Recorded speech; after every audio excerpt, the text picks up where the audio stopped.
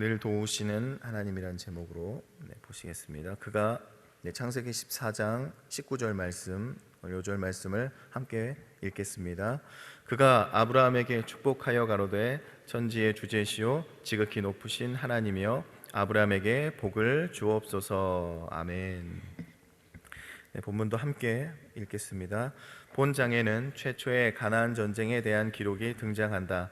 동방의 네 왕들과 사해 근방의 가나안의 5 왕들의 전쟁이 벌어진 것이다. 그리고 롯이 네 왕들에게 사로잡혀간 내용이 기록이 되어 있다. 아브라함은 이때 조카의 비극을 그냥 보고만 있지 않았다. 죽음을 무릅쓰고 회군하는 적군들을 쫓아갔으며 팔레스틴 북부에서 단지 318명의 전사로서 동방 왕들의 연합 군대를 격파하는 놀라운 업적을 이룩했다. 이것은 하나님께서 그와 함께 하시며 도우신다는 강한 증거였다. 아브라함은 돌아오는 길에 살렘 왕 멜기세덱을 만났다. 그는 왕인 동시에 제사장으로서 천재주제시오 지극히 높으신 하나님을 경배하며 아브라함을 축복했다. 그러자 아브라함은 그에게 소유권과 주권의 인정을 의미하는 11조를 바쳤다. 이렇게 함으로써 아브라함은 다윗 왕조의 선구자요 더 나아가서 메시아의 상징인 멜기세덱에게 그의 왕권을 인정하고 왕에 대한 의무를 이행했다. 전쟁에서 승리한 아브라함은 하나님의 영광을 위해 전리품을 취할 수 있는 자신의 당연한 몫을 포기했지만 자기와 함께 전쟁에 참가한 사람의 분깃은 요구하였습니다. 그의 동맹자들에게는 그것을 포기할 만큼 성숙함이 없었기 때문에 아브라함은 자신처럼 그들에게도 그 분깃을 포기하도록 강요하지 않았던 것입니다. 혹시 나를 기준으로 해서 성숙하지 못한 다른 사람의 판단과 행동을 비판하고 있지는 않은지 살펴봅시다. 네, 오늘 말씀의 제목은 늘 도우시는 하나님입니다. 네, 오늘 말씀에서 보셨지만 가나안에 전쟁이 일어나게 되었습니다. 엘라만 그달로멜을 중심으로 이제 가나안 왕들이 동맹을 하고 있었죠. 동맹을 하고 있었는데 오늘 표현에 따르면 이제 섬기고 있었어요. 그 동방의 그 네 왕을 가나안 왕들이 그 네 왕 중에서 가장 강력했던 엘람 왕을 섬기고 있었습니다. 섬기려면 이제 조공을 바쳐야 되겠죠. 우리 말로 하면 조공을 바쳐서 이제 그 왕에게 이제 성의를 표현하는 거죠. 근데 당시에 심한 기근이 끝나지 않은 시기이기 때문에 그 조공을 바친다는 것이 아마 쉬운 일은 아니었을 거예요. 만약에 좀 줄여줬다거나 조금 내라고 했다라면 좀 덜 했을지 모르지만 아마 그냥 그대로 받았던 것 같아요. 그러니까 이 5 왕들이 이제 힘을 합쳐가지고 이제 배반을 합니다. 이제 그 대가로 이제 동방의 네 왕이 5 왕과 전쟁을 벌이게 됩니다. 근데 중요한 것은 이제 이 5 왕 중에서 소돔 왕이 포함이 되어 있었다라는 거예요. 소돔에는 지금 누가 살고 있죠? 그 전에 이제 아브라함을 떠나서 좋은 것을 그 애굽 땅과 같았던 곳을 선택했던 그 조카 롯이 그곳에 살고 있었습니다. 12절에도 보면요, 소돔에 거하는 아브라함의 조카 롯도 사로잡고 그 재물까지 노력하여 갔더라 라고 말씀하고 있습니다. 이 강력한 동방의 네 왕은요, 소돔과 고모라의 모든 재물과 양식을 빼앗아 갔다라는 거예요. 그리고 거기 살고 있었던 이 아브라함의 조카 롯도 잡아가고 그 재물까지 다 가져가게 됩니다. 세상적으로 봤을 때는요, 분명히 이 아브라함과 이 롯이 헤어졌을 때 좋은 땅을 바라보고 갔어요. 그곳에 가면 좋은 일이 있을 거라고 생각했습니다. 이제 이 기근을 피해서, 이 어려움을 피해서 그곳에서 좋은 삶을 살아갈 수 있을 것이다. 풍요로움을 쫓아 가게 되었다는 것입니다. 그런데 그 롯이 지금 어떻게 되었죠? 한순간에 전쟁포로가 되어버렸다는 것이에요. 이 소식을 들은 아브라함은요, 집에서 길리고 훈련된 자 318명과 이 주변의 동맹자들과 함께 이제 단까지 쫓아갑니다. 거기서 하나님의 도우심으로 그달로멜과 그와 함께한 왕들을 다 쳐부수게 되지요. 그리고 모든 빼앗겼던 재물과 또 자기 조카 롯과 또 그의 재물과 또 부녀와 거기 있는 많은 사람들을 다 찾아오게 되었다라는 것입니다. 이 아브라함은 하나님의 도우심을 경험한 사람이었습니다. 하나님께서 그 약속하신 땅을 떠나서 이 약속하신 땅에서 거기서 이제 기근을 만나고 또 거기서 애굽으로 피했을 때 하나님께서는 아브라함을 책망하지 않으셨어요. 그리고 그가 사례를 빼앗길 이 위기에서도 오히려 하나님이 그것을 역전시켜서 약속의 땅으로 다시 돌아왔을 때는 그 모든 일들이 축복이 되어져 있었습니다. 이 도우심을 경험한 이 아브라함이에요. 그러니 자신도 이 롯이 어려움을 당했을 때 자기 일처럼 도와주었다라는 거예요. 아마 애굽으로 좋은 것을 찾아 떠났지만 그곳에서 자신의 그런 부끄러움과 연약한 모습을 보게 된 것을 아마 기억하게 되었을 것입니다. 그리고 그것이 바뀌어서 축복이 되어진 것을 이 아브라함이 알고 아마 자신의 모습을 비춰보았을 겁니다. 어쨌든 아브라함은 주저하지 않고 이 롯을 구하러 자신의 모든 힘을 쏟게 되어집니다. 아마 이 아브라함의 모습은요, 이 조카 롯을 도울 때만 나오지는 않았을 겁니다. 주변에 보면요, 다른 동맹자들이 함께 있었습니다. 그렇기 때문에 이 조카 롯을 구하러 갈 때 그가 아마 평소에 했던 그 모든 일들이 이 동맹자들로부터 보여지고 결국 그 조카 롯을 구하러 갔을 때 이 아브라함은 그들에게 도움을 받게 되어진다는 것이죠. 재밌는 것은요, 이 롯을 구하러 갈 때 이 아델과 에스골과 마므레에게 도움을 청했다는 말씀은 없어요. 말씀을 보면요, 그들과 함께 갔는지도 몰랐습니다. 그냥 그 318명과 함께 쳐들어갔다, 쫓아갔다. 근데 우리가 언제 알 수 있습니까? 나중에 제일 끝에 아래쪽에 보시면 24절에 보면 나와 동행한 아델과 에스골과 마므레 분깃을 제할지라 그렇게 말하고 있어요. 그러니까 그들이 함께 마땅히 이 우리의 형제인 이 아브라함이 고통을 당하고 있으니 그 롯을 구하러 가니 우리가 그를 마땅히 도와줘야 된다는 거예요. 이 아브라함의 모습이 화목한 모습이라는 것을 우리는 이 말씀을 통해서 우리가 알 수 있습니다. 자기 형제의 일은 마땅히 돕는 거예요. 그러므로 우리가 하나님의 도우심을 받았다면, 지금까지 하나님의 인도하심을 경험하였다면요, 또 그 사랑을 깨닫고 있다면 오늘 이 주님께서 아브라함을 통하여서 우리가 돕는 자의 삶을 살아가기를 원하고 계신다라는 겁니다. 고린도전서 10장에도 보면요, 나와 같이 모든 일에 모든 사람을 기쁘게 하여 나의 유익을 구치 아니하고 많은 사람의 유익을 구하여 저희로 구원을 얻게 하라, 그렇게 말씀하고 있습니다. 아브라함은 자신의 유익을 구하기 위해서 살아간 사람이 아니었다라는 것이죠. 롯에게 양보했을 때도 그랬고요, 그것이 하나님의 영광을 위해서 그랬고요, 화목을 위해서 그랬고요, 이 롯이 위험에 처하자 그를 돕기 위해서 자신의 유익을 구하지 않고 그냥 간 거예요. 모든 일에 모든 사람을 기쁘게 하기 위해서, 많은 사람의 유익을 위해서 아브라함이 가서 그냥 롯만 구해왔나요? 그렇지 않습니다. 거기 빼앗겨간 소돔과 고모라의 모든 재산과 사람들을 다 다시 취해 왔다라는 것이죠. 조카 롯의 구원을 위해서 그가 자신의 유익을 돌보지 않았던 것처럼요, 우리도 이 아브라함의 모습을 닮아가시기를 바랍니다. 지금까지 우리가 하나님의 사랑을 여러분 얼마나 많이 받으셨습니까? 하나님의 은혜를 여러분 얼마나 누리셨습니까? 이제 그 도우심으로, 그 은혜와 사랑으로 우리도 얼마나 다른 사람의 유익을 위해서 살아가고 있습니까? 우리가 하나님의 구원의 역사에 얼만큼 참여하고 계십니까?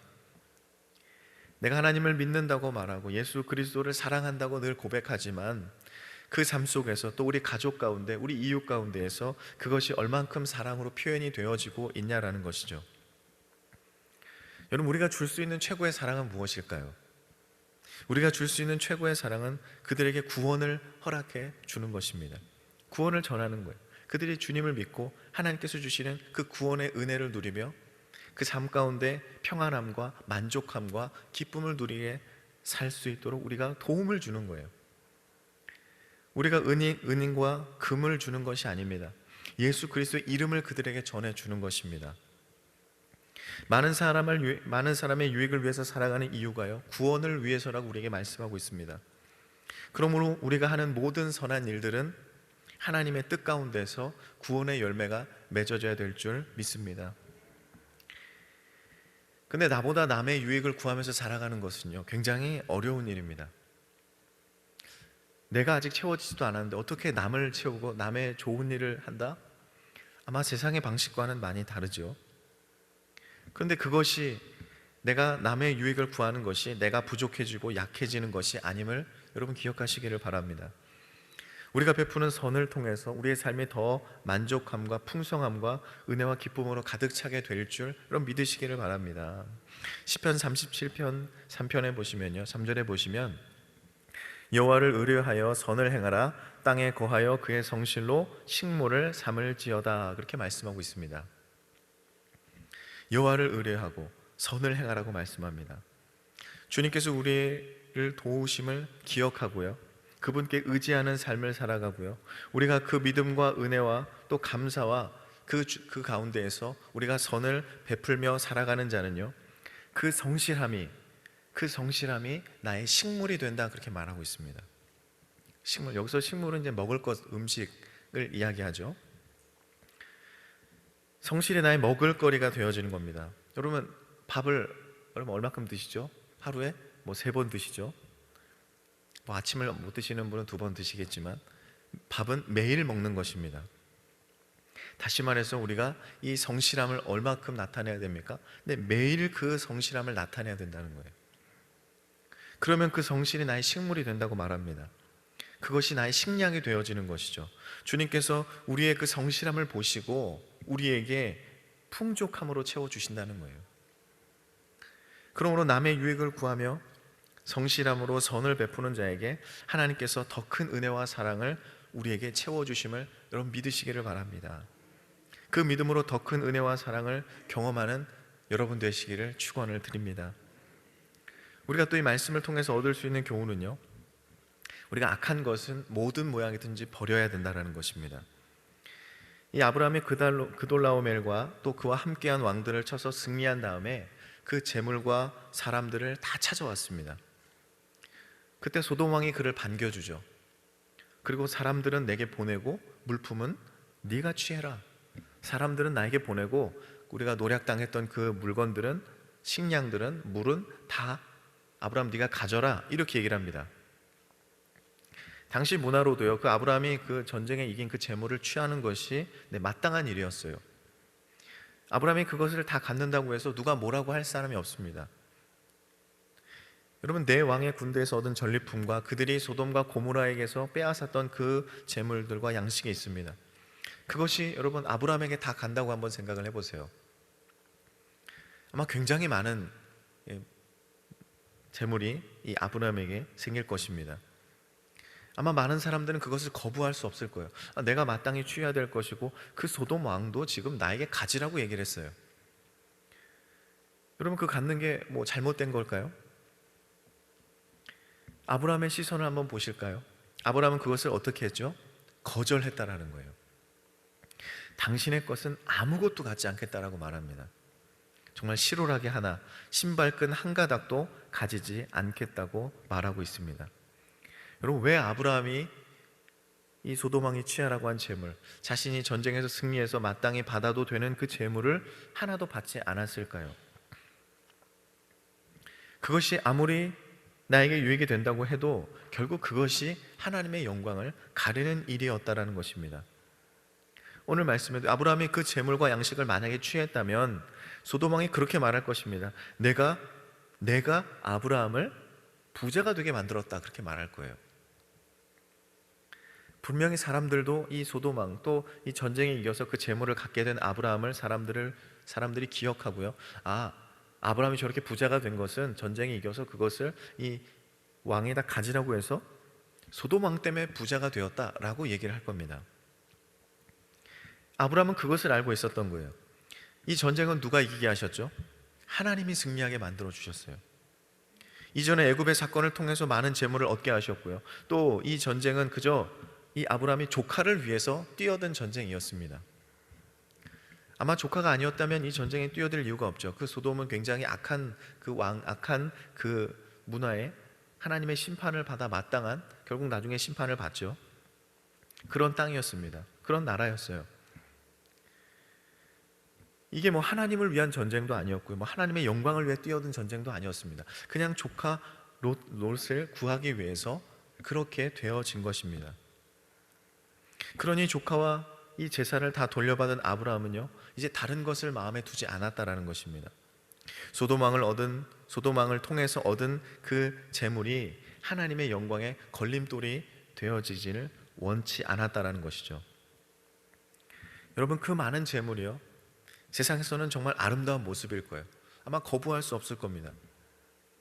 그럼에도 불구하고 그 아름다운 모습, 그 정당한 모습, 그것이 아브라함은요, 악한 모습이라는 것을 알고 있었다라는 것이죠.